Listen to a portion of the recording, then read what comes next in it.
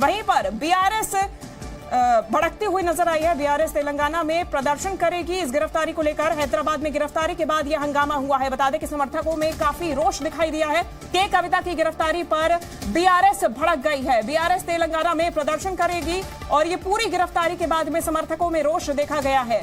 और अब तेलंगाना में ही प्रदर्शन करते हुए बीआरएस नजर आएगी। इस पूरी गिरफ्तारी को लेकर ईडी के रवैये को लेकर यह प्रदर्शन देखा जाएगा। आपको बता दें कि इसके पहले ईडी ने पूछताछ के लिए के कविता को कई दफा दिल्ली भी बुलाया था।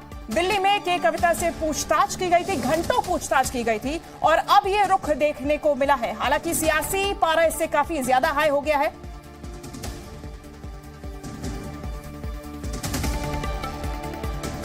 और जी मीडिया संवाददाता प्रसाद भोसीकर लगातार हमारे साथ हैदराबाद से जुड़े हुए हैं। प्रसाद, एक तरफ ये गिरफ्तारी, समर्थकों में रोष और दूसरी तरफ बीआरएस का ऐलान तेलंगाना में प्रदर्शन का।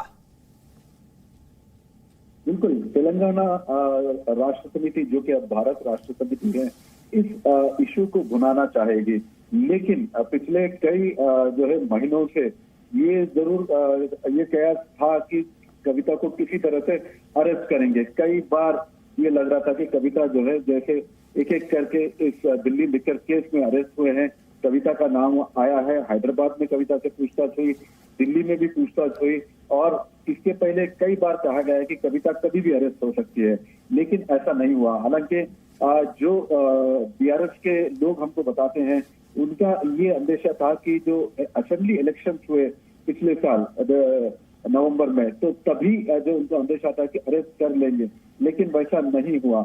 एक तरफ कोर्ट में भी ये केस चल रहा है।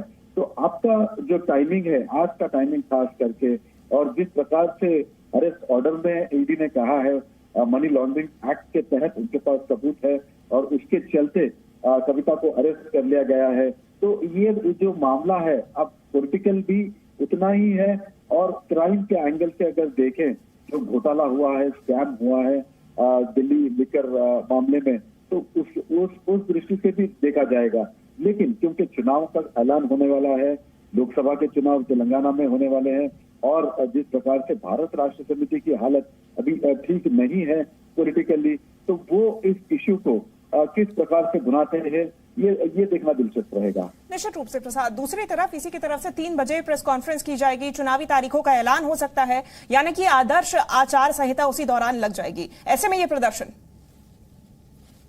बिल्कुल अभी तक सिर्फ जो है एक प्रेस कॉन्फ्रेंस में जैसे ही कविता अरेस्ट हुई थी, बिल्कुल उसके बाद उनके भाई केटी रामाराव जो कि वर्किंग प्रेसिडेंट भी है भारत राष्ट्र समिति के, उन्होंने ऐलान किया है प्रदर्शन। लेकिन आज जो हमने घर पर देखा, क्योंकि दोपहर से ईडी के लोग वहां पर थे, शाम में नेता जरूर आए, एक 10-15 नेता, उसमें से काफी सारे लोग तो उनके रिश्तेदारी थे। वरिष्ठ नेता केशव राव जो कि राज्यसभा में उनके लीडर है और पुराने मंत्री जरूर दिखे, एमएलए जरूर दिखे, लेकिन जो धरना प्रदर्शन अगर जिसे कहते हैं, घर पर नहीं, पुलिस ने सिचुएशन को जबरदस्त संभाला। 50 के आसपास लोग थे, मीडिया कर्मी ज्यादा थे हालांकि इस पूरे इवेंट को कवर करने के लिए। लेकिन कल अभी क्योंकि एक और खास बात ये है कि जब से चुनाव हार गए हैं, जो के चंद्रशेखर राव है, पूर्व मुख्यमंत्री और बीआरएस के अध्यक्ष, वो एक्टिव नहीं है। जैसे ही चुनाव वो हारे थे, दिसंबर में रिजल्ट आने के बाद वो गिर पड़े थे और उनका हिप रिप्लेसमेंट का ऑपरेशन हुआ और पिछले 2-3 महीनों से वो उतने एक्टिव नहीं है। तो मेडिकली उनको रेस्ट लेने के लिए कहा गया है। हालांकि पिछले दिनों उन्होंने एक सभा भी जो है व्हील चेयर पर एड्रेस की थी। तो केसीआर किस प्रकार से इस इशू को बनाते हैं, उनको कितना सपोर्ट मिलता है, ये जो है आगे देखने वाली बात रहेगी। ठीक है प्रसाद, आप बने रहिए और इस वक्त की बड़ी जानकारी हम लगातार दर्शकों तक पहुंचा रहे हैं कि कविता की गिरफ्तारी के बाद में अब दिल्ली पहुंच चुकी है ईडी की टीम। के कविता को लेकर हैदराबाद से दिल्ली पहुंची है टीम। गिरफ्तारी के कविता के आवास पर ही हुई थी और गिरफ्तारी के बाद से उन्हें पूछताछ के लिए दिल्ली ले आया गया है। शराब घोटाले में ईडी की तरफ से ये पूछताछ की जाएगी। ये बड़ी जानकारी इस वक्त सामने आ रही है। जी मीडिया संवाददाता प्रमोद शर्मा हमारे साथ लगातार बने हुए हैं। प्रमोद, इस वक्त की बात करें, क्या अपडेट है? दिल्ली पहुंच चुकी है ईडी और के कविता को कहां ले जाया जा रहा है?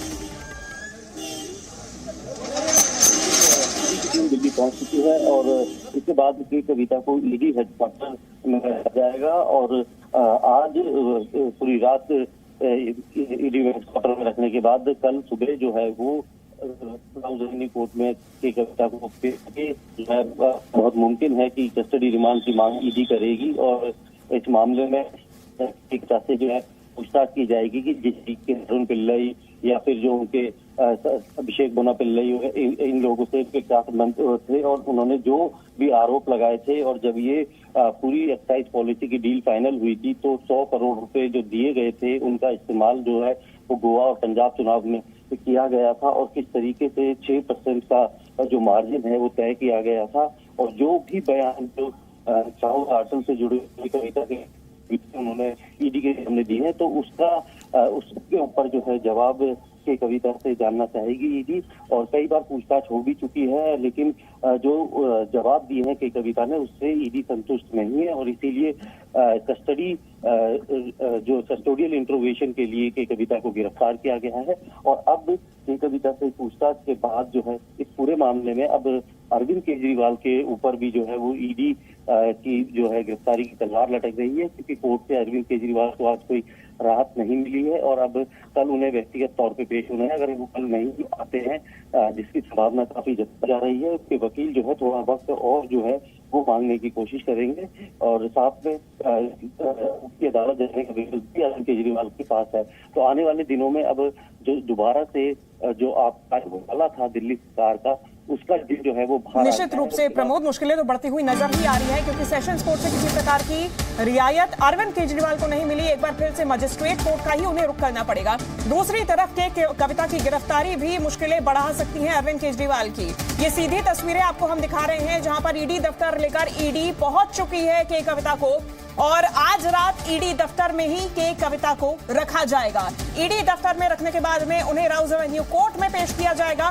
तो बड़ी जानकारी इस वक्त सामने आ रही है। हैदराबाद से गिरफ्तारी के बाद में के कविता को दिल्ली ले आया गया है और आज रात ईडी दफ्तर में ही उन्हें रखा जाएगा।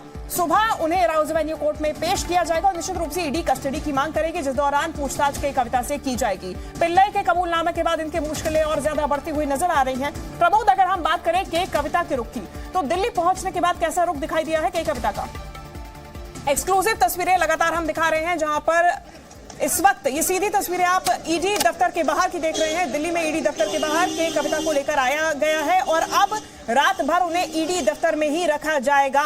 सुबह उन्हें राउज एवेन्यू कोर्ट में पेश किया जाएगा और यहां से ईडी की टीम उनकी कस्टडी की मांग करेगी, पूछताछ किया जाएगा। पूरा मामला एक बार फिर से आपको बताएं दिल्ली में शराब घोटाले को लेकर है जिसमें के कविता की मुश्किलें अब बढ़ती हुई नजर आ रही हैं। उनकी गिरफ्तारी के बाद में अब पीएमएलए के तहत उनको गिरफ्तार किया गया है और पूछताछ के लिए ईडी उन्हें दिल्ली लेकर आ चुकी है।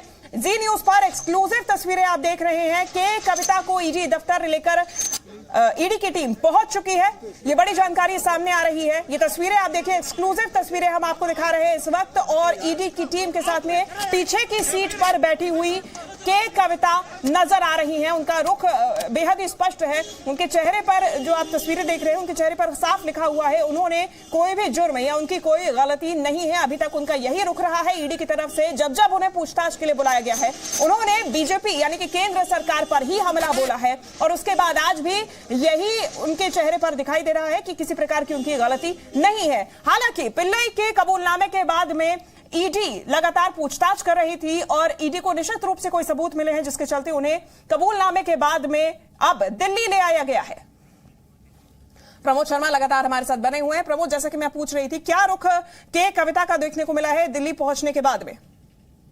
देखिए, के कविता बिल्कुल कॉन्फिडेंट नजर आई थी। जिस तरीके से उनको पता था कि इस तरीके से उनकी गिरफ्तारी कभी भी हो सकती है। कई बार पूछताछ ईडी कर चुकी है और चुनाव से पहले यही डर जो है के कविता को भी था और साथ में यही डर अरविंद केजरीवाल को भी सता रहा है। इसलिए ईडी के 8 समन जो है वो अरविंद केजरीवाल स्किप कर चुके हैं क्योंकि उन्हें पता है कि कहीं ना कहीं केंद्र सरकार के दबाव में ईडी जो है चुनाव से पहले अगर उन्हें गिरफ्तार कर लेती है तो चुनाव के नतीजे आने तक उन्हें जेल के अंदर ही रहना पड़ेगा और उसके बाद कितना लंबा उन्हें जेल में काटना पड़ सकता है। इसीलिए वो लगातार ईडी के समन से बच रहे हैं और वो अपने कानूनी विकल्प के जरिए ज्यादा से ज्यादा वक्त जो है वो लेना चाहते हैं। और के कविता को इस बात का एहसास था, इसीलिए उनके चेहरे पे कोई शिकन नहीं है। लेकिन उनको ये पता है कि किस तरीके से उनके ही साथ के लोगों ने अपने बयान जो है वो ईडी के सामने दिए हैं और कई सारे सबूत हैं, चाहे वो कॉल रिकॉर्ड, कॉल डिटेल हो या फिर चैट्स हो। तो ये सारी चीजें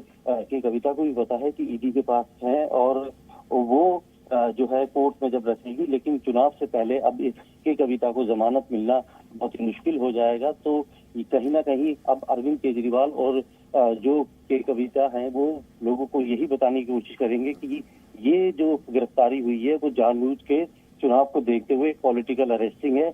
अगर जांच कर रहे थे, इतनी बार पूछताछ कर चुके हैं और वो जांच में पूरा सहयोग कर रहे हैं, तो ऐसे में क्या विदाउट अरेस्ट चार्जशीट नहीं कर सकती थी ईडी? और इसी को लेकर जो है सवाल अब विपक्ष उठा रहा है कि आखिर चुनाव से एन वक्त पहले जब अगले दिन मॉडल कोड ऑफ कंडक्ट लग जाएगा, उसके बाद उससे पहले ये गिरफ्तारी की जल्दबाजी क्यों? तो कहीं ना कहीं वो केंद्र सरकार को जो ईडी, सीबीआई या फिर दूसरी जो जांच एजेंसी है जिसको लेकर केंद्र सरकार का हथियार बताते हुए पहले ही विपक्ष जो है एक पूरा परसेप्शन क्रिएट जो है वो लोगों में पूरे देश भर में करना चाहता है। तो अब इस गिरफ्तारी को लेकर भी इसी तरीके के आरोप जो है वो विपक्ष लगाएगा। अब देखना होगा कि कोर्ट में ईडी किस तरीके की दलील देती है कि आखिर कस्टोडियल इंट्रोगेशन की ऐसी जरूरत क्यों आन पड़ी थी। क्या बिना गिरफ्तार किए जो है ईडी इस मामले में चार्जशीट फाइल नहीं कर सकती थी, और ऐसी क्या पूछताछ अभी ईडी को करनी है जिससे कि इस केस में और सबूत सामने आ सके।